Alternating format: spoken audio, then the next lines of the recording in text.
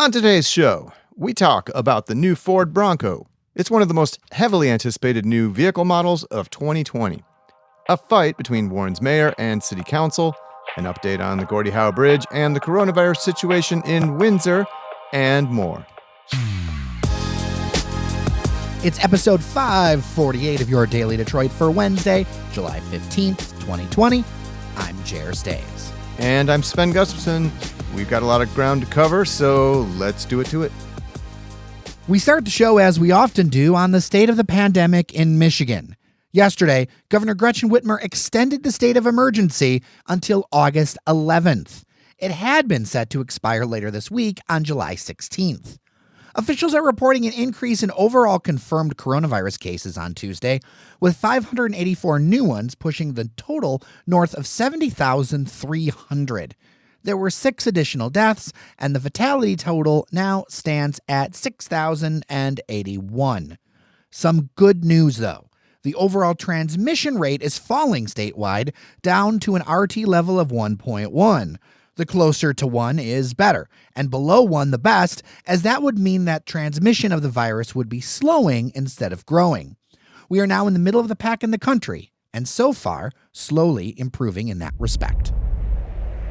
On August 11th, 1965, Ford Motor Company introduced the world to the Ford Bronco, America's first SUV. Bronco, blazing a new trail of excitement. That's audio from Ford's big televised reveal Monday night for the new Ford Bronco, featuring the voice of actor Bryan Cranston.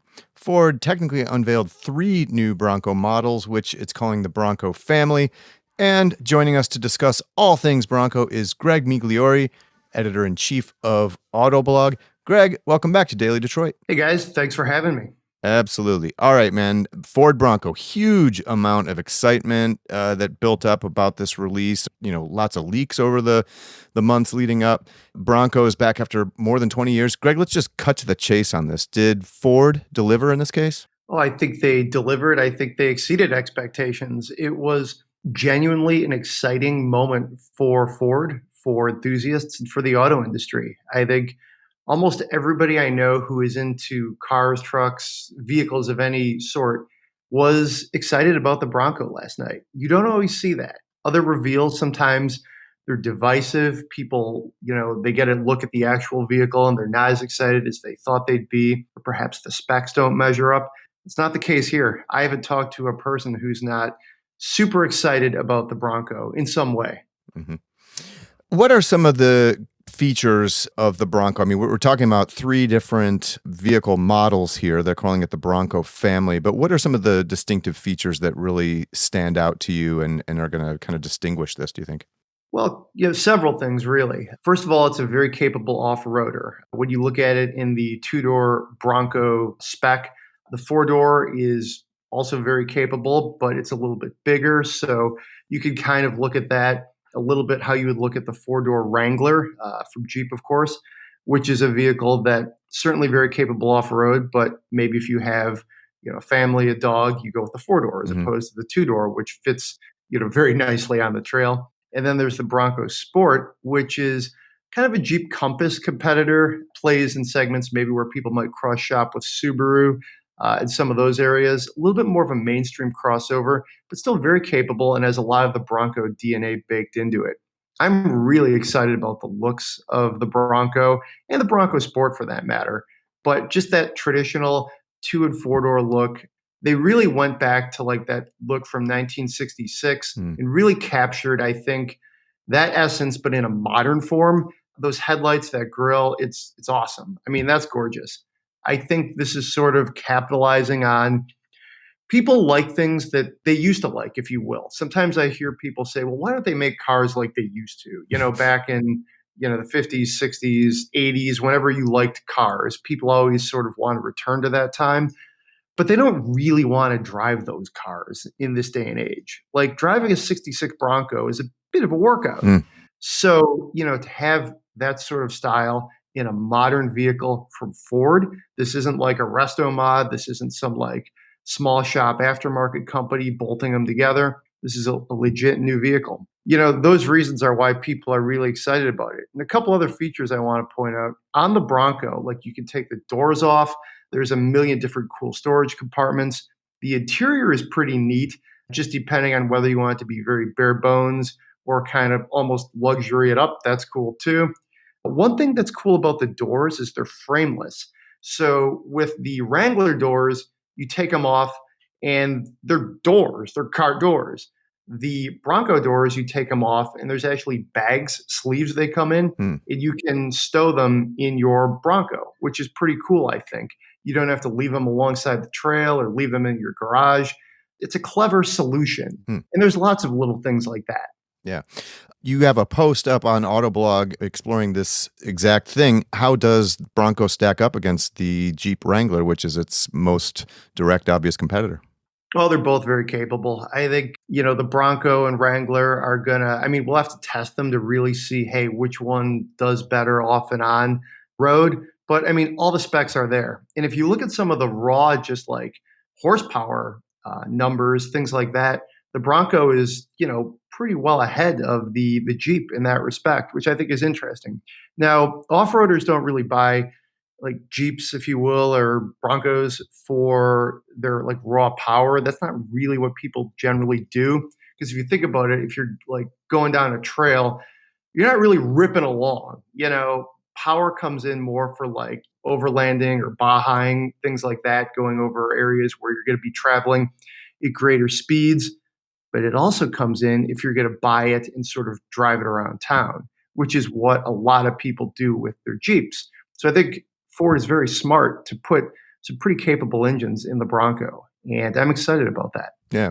Also wanted to touch on kind of the way they unveiled the Bronco family. Ford used 3 separate 3-minute infomercials that ran on ABC, Disney Channel, National Geographic, Hulu, in addition to like the longer 10-minute spot with actor Bryan Cranston from Breaking Bad. Greg, this strikes me, this was arguably the biggest car reveal of what's been, pretty dismal year for car reveals because of the coronavirus so far. This was supposed to headline the Detroit Auto Show, which was going to debut in its new June time slot. Of course, that got scrapped. But this really stuck out. Parts of this car reveal had, you were talking about the old school kind of styling on the Bronco. This really struck me as kind of old school. If you go back to like the mid 20th century, car makers used to put out car commercials where they would like seriously focus on things like our new comfy bucket seats or like our new pneumatic suspension will, for a smooth ride and all this stuff. It had a real kind of throwback, interesting quality to it. Oh, yeah, I definitely agree with that. And I think in this case, what they did was it was a lofty project. It was very ambitious the way they, got it on TV. That's great. Hulu, other, platforms like that. So it was ambitious in that respect, but it was also simple. There was the longer form video that you referenced, Sven, but there was also the actual reveal was like 3 minutes or something. When it was done, I was almost like, hey, wait a minute, where are the speeches or where is the cover being torn off the car, something like that.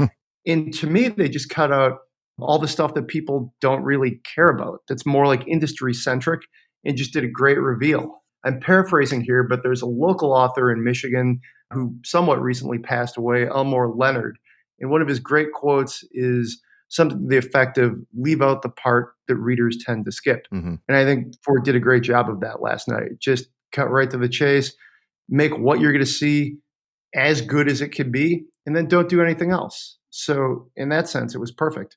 Greg Migliore is editor-in-chief of Autoblog. Greg, thanks so much for coming on again. Thanks, guys. Always a pleasure.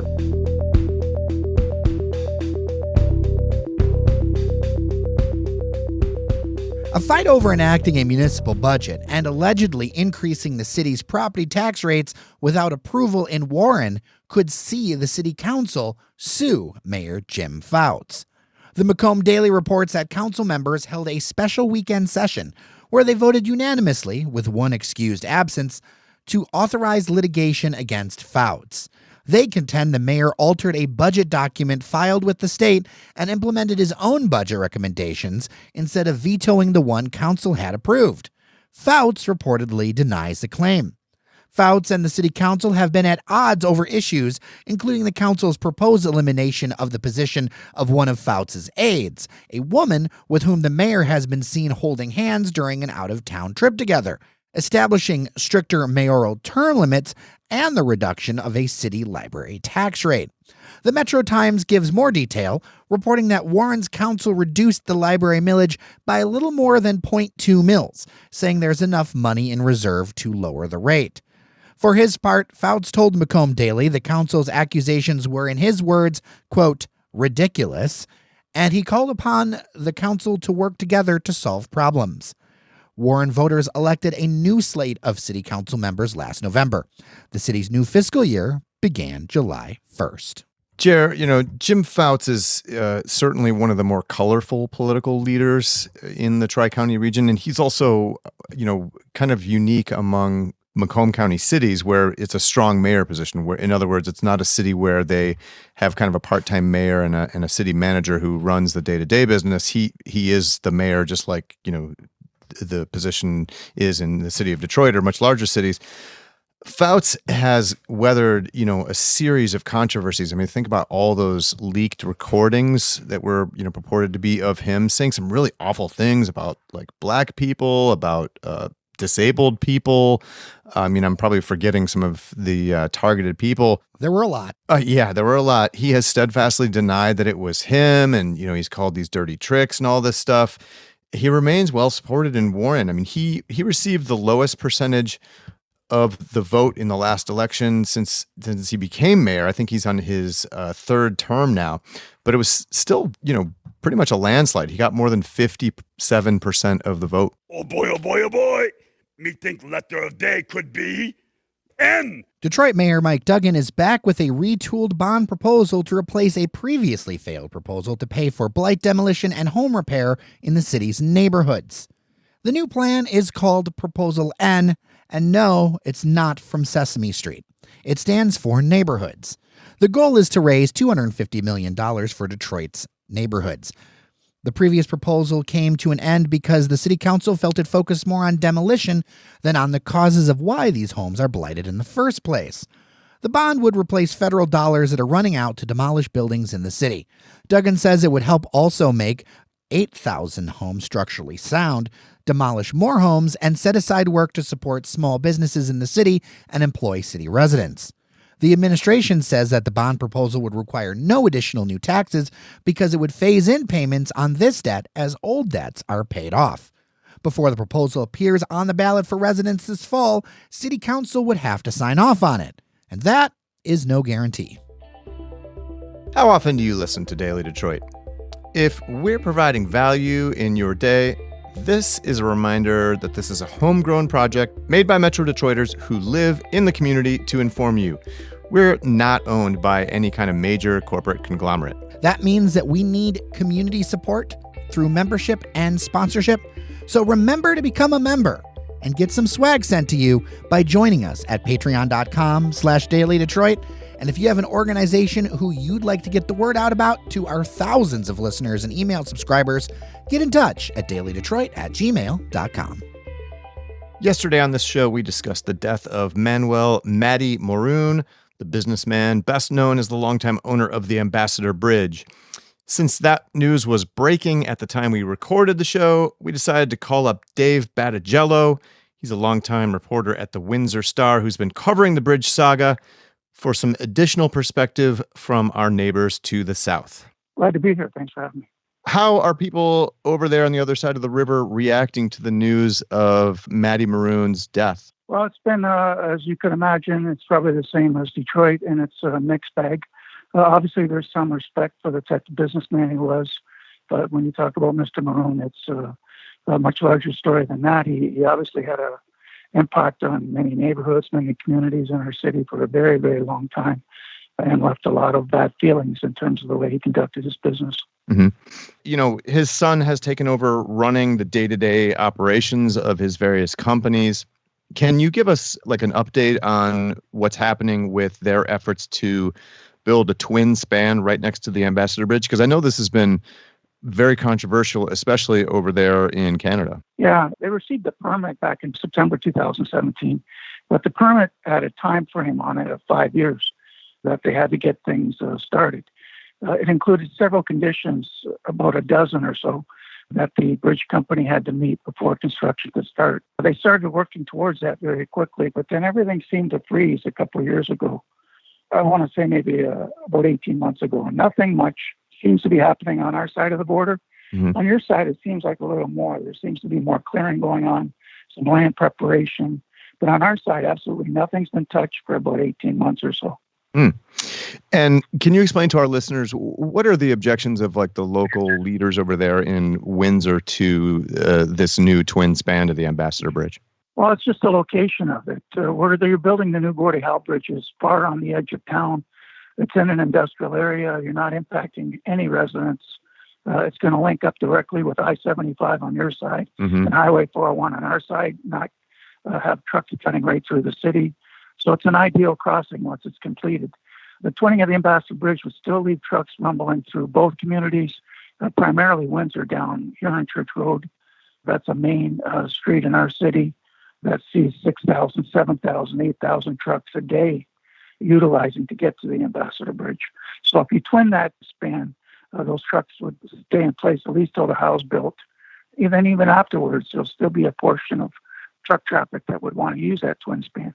So the resistance has always been based on that. Take the trucks out of our community. Well, one thing that's always sort of confused me is when we're talking about their desires to build a twin span, would this eventually replace the Ambassador or would like complement it? Like would there be two bridges in essentially the same spot?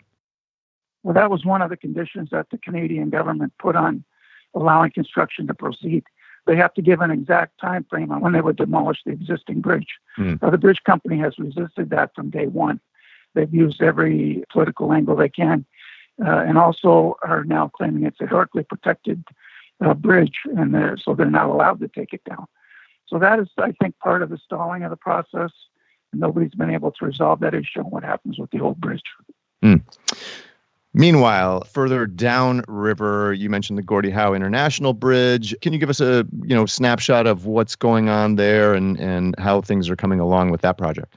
It's moving along. Obviously, with the pandemic, that slowed things a little bit, but it's slow and steady. There's construction never really stopped during the pandemic, although it did cut back significantly on both sides of the border.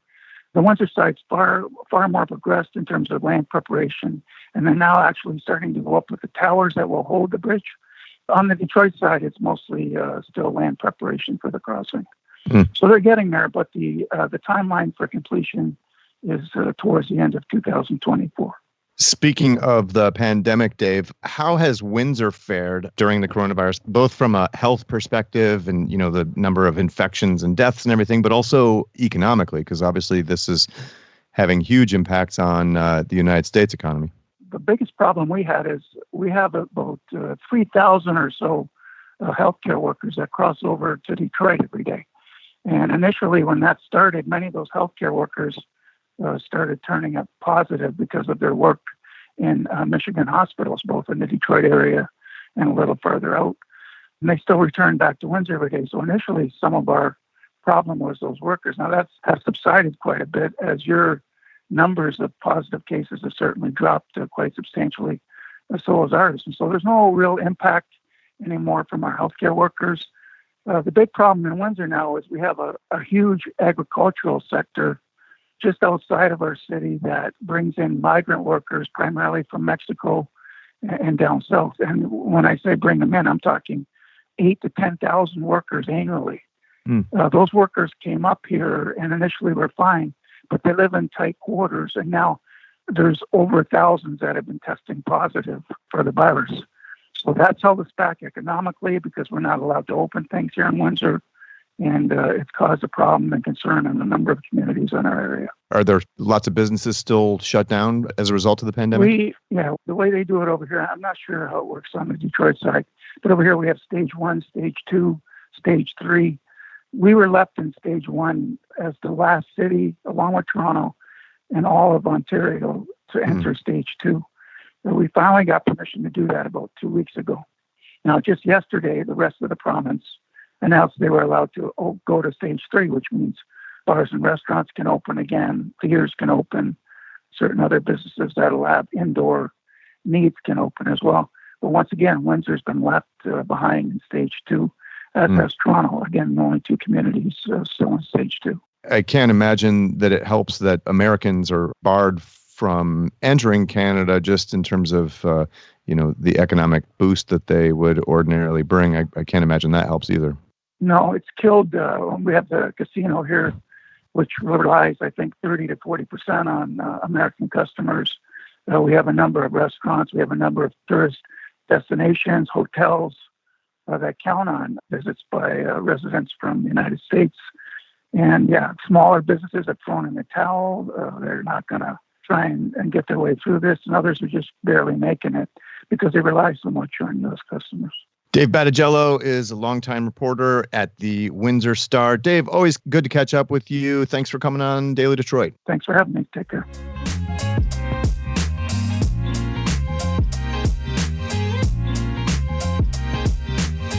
Before we let you go, as bicycling enthusiasts, we wanted to share a coronavirus cancellation that, you should know about.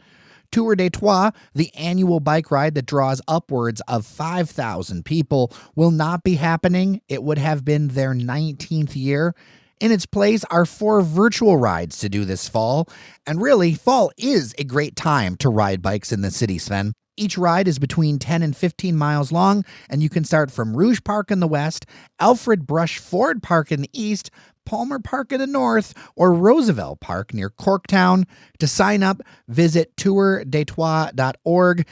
There's dashes and weird spellings, so of course I will put a link in the show notes to that.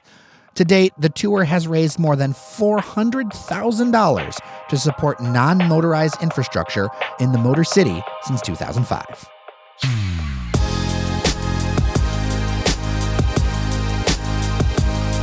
And we're done for today. Really appreciate you. Thank you so much for listening to your Daily Detroit. I'm Jer Stays. And I'm Sven Gustafson. Take care of each other, and we'll get through this together.